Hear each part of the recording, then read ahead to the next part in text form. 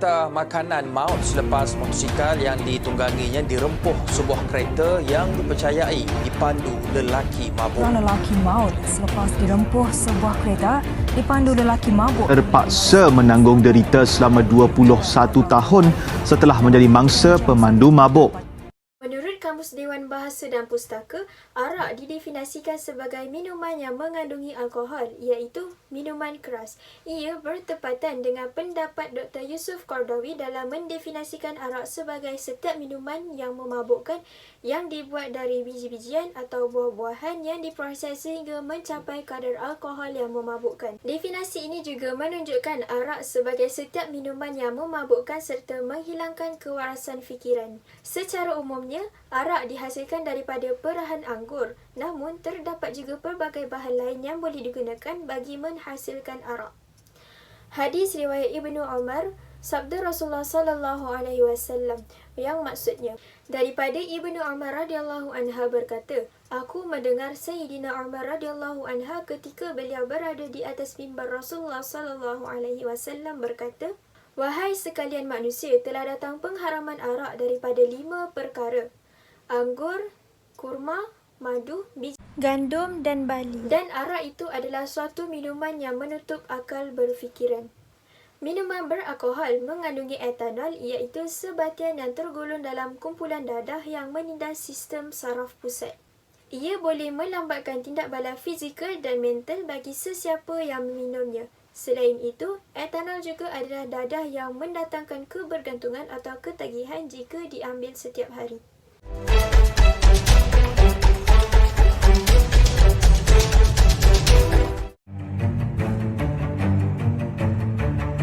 Terdapat banyak kesan buruk pengambilan alkohol ini, antaranya ialah mabuk. Mabuk boleh menyebabkan seseorang hilang koordinasi gerak tubuh serta gangguan kepada pertimbangan dan kewarasan fikiran. Antara contoh komplikasi atau kesan jangka masa pendek kemudaratan pengambilan alkohol ini adalah seperti terjatuh, mengalami kemalangan, tercedera atau memori blackout. Kesan lain akibat mabuk juga dikenali sebagai hangover, di mana tanda-tandanya ialah seperti sakit kepala, loya, muntah, cerit-berit, gangguan pergerakan usus dan menggeletar selama beberapa jam. Hangover ini bergantung pada jumlah alkohol di dalam darah pada ketika itu, dan ia akan hilang apabila semua alkohol di dalam peredaran darah telah dikumuhkan dari badan. Pengambilan alkohol secara berterusan, terutamanya jika diambil dalam jumlah yang banyak, boleh memberikan kesan toksik kepada organ badan.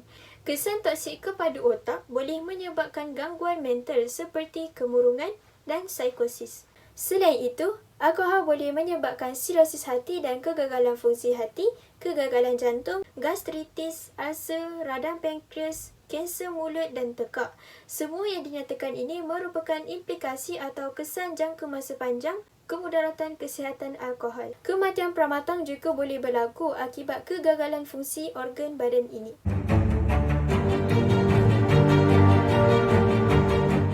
Di samping itu, kesan buruk alkohol yang ingin saya kongsikan ialah kesan-kesan sosial, di mana orang yang minum minuman yang beralkohol tidak dapat memberikan perhatian atau tumpuan kepada anak-anak sehingga mengabaikan kebajikan dan pendidikan mereka.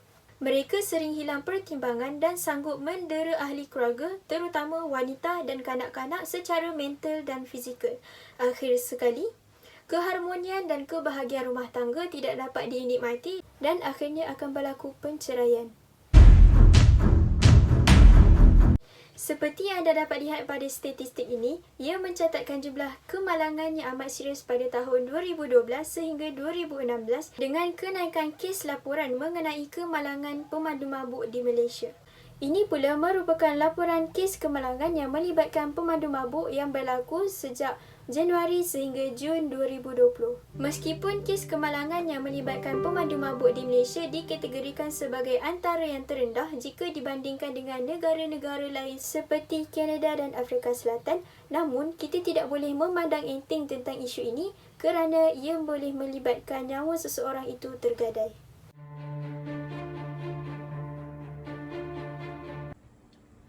Pemandu mabuk yang mengakibatkan kematian pengguna jalan raya yang lain diwajibkan membayar pampasan kepada keluarga mangsa bagi menjamin kesinambungan hidup selepas kehilangan insan yang tersayang.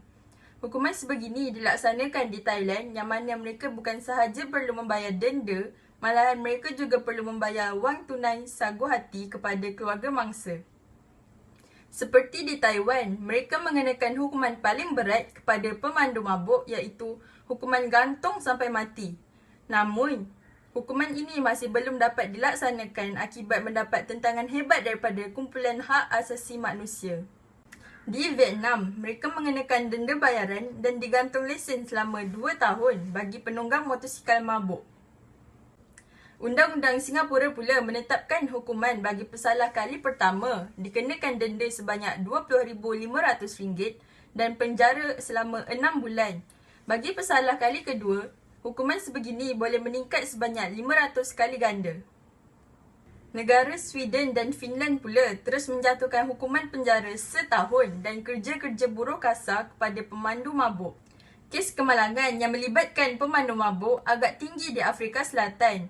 Kerajaan negara tersebut mengenakan hukuman yang tegas iaitu denda sebanyak RM40,000 Malaysia atau penjara selama 10 tahun atau sesetengah kes kedua-duanya sekali. Negara Islam seperti UAE dan Arab Saudi sememangnya mengharamkan arak. Pemandu mabuk bukan sahaja boleh didenda, dipenjara, malahan juga perlu disebat di halayak ramai. Namun, keadaan sekarang sudah berbeza.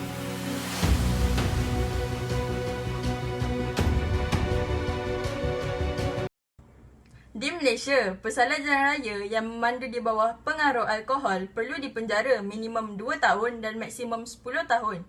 Mereka juga perlu didenda tidak kurang RM5,000 Malaysia dan tidak lebih RM20,000 Malaysia.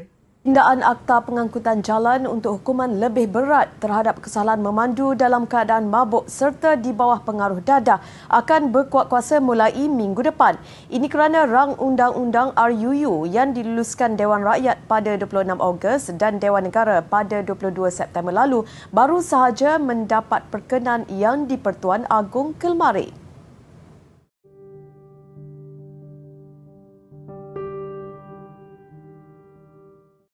Kebelakangan ini, kes pemandu mabuk dilihat semakin menjadi-jadi dan mencetuskan pelbagai reaksi daripada banyak pihak terutamanya rakyat. Oleh itu, berdirinya saya di sini untuk mengemukakan kepada anda semua tentang cadangan atau langkah yang perlu dilakukan bagi mengatasi masalah ini daripada terus meningkat. Pertama, meningkatkan cukai arak di Malaysia. Tindakan meningkatkan cukai arak di Malaysia dapat menaikkan harga penjualan arak di pasaran dan seterusnya mengurangkan jumlah pembelian arak. Seterusnya, mengurangkan had maksimum kandungan alkohol dalam darah perlu dilakukan. Di negara ini, berdasarkan Akta Pengangkutan Jalan 1987 Seksyen 45 telah menetapkan seseorang boleh dijatuhkan hukuman apabila jumlah alkohol dalam badan sampai pada 80 mg atau 0.08% piawaian blood alcohol concentration. Namun begitu, pakar kesihatan telah menggariskan pengambilan alkohol walaupun dalam kuantiti yang sedikit boleh menyebabkan 13 kali ganda risiko kemalangan berbanding dengan mereka yang tidak berada di bawah pengaruh alkohol. Oleh itu, kerajaan hendaklah mengambil tindakan dengan mengurangkan kadar maksimum kandungan alkohol dalam darah seseorang peminum arak. Selain itu, jika anda mempunyai rancangan sosial yang melibatkan pengambilan minuman beralkohol, anda disarankan untuk menempah awal seorang pemandu khas bagi kumpulan sosial anda, contohnya seperti Grab car atau teksi. Akhir sekali, pemandu mabuk hendaklah dikenakan hukuman penggantungan lesen atas kesalahan memandu dengan tidak berhemah sehingga telah meragut nyawa orang lain.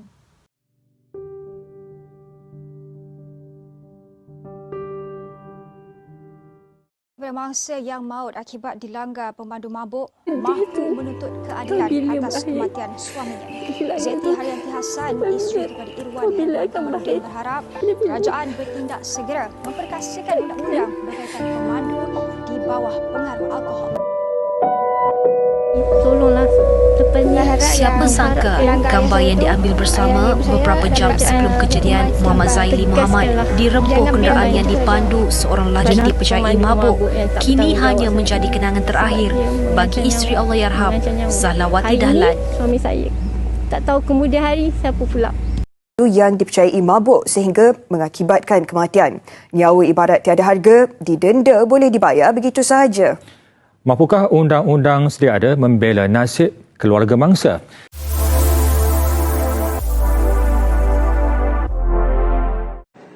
Semua orang meminta maaf. Semua orang kata saya tidak akan buat lagi. Minum minuman beralkohol dan memandu adalah salah di sisi undang-undang. Ia akan mengakibatkan banyak keburukan yang serius. Anda akan mencederakan diri anda sendiri. Atau lebih teruk lagi, mencederakan orang lain. Bila anda ditangkap, anda akan dihukum. Seterusnya, kehilangan lesen. Dan anda juga turut dipenjarakan. Adakah anda boleh berdepan dengan situasi ini? Jadilah seorang yang bertanggungjawab. Jangan minum dan memandu. So guys, please don't drink And drive.